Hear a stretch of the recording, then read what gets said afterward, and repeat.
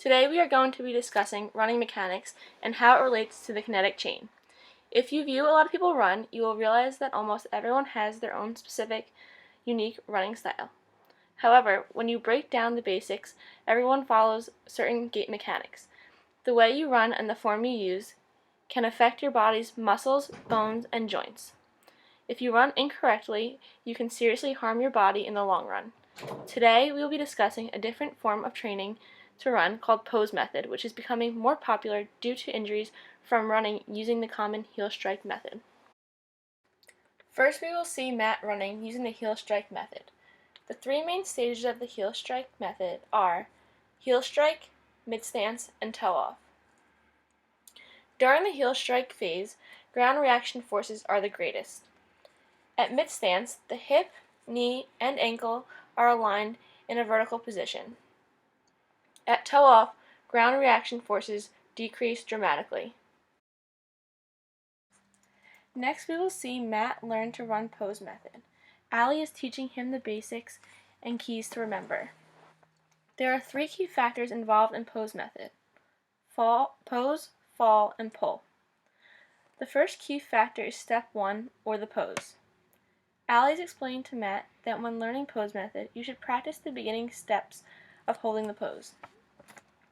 The 4 focus points to remember are: number 1, the weight is on the ball of the standing foot and the opposite foot stays flat on the ground. Number 2, the knee is bent on the standing leg. Number 3, the ankle of the lifted foot is under your hip while your ankle and foot are relaxed. And number 4, your upper body is in alignment.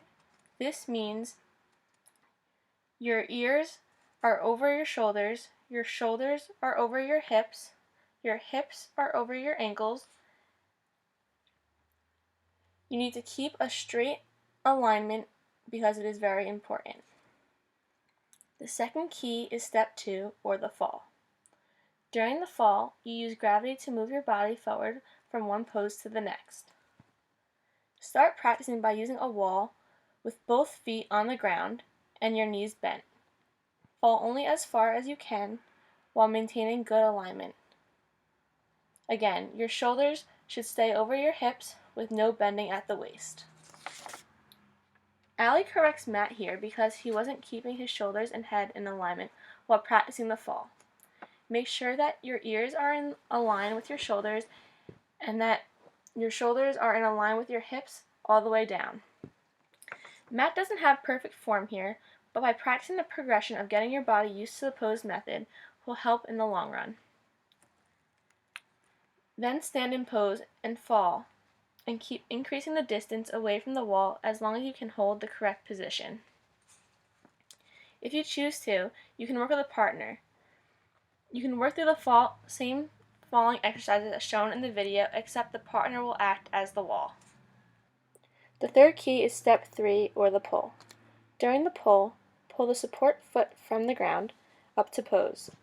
Use your hamstring to pull the foot, making sure your knee points down and the ankle pulls up under the hip. You could even slide the ankle up the leg just to feel that you are pulling up rather than back. Try pulling up quickly using muscle elasticity and allow gravity to pull the leg back down.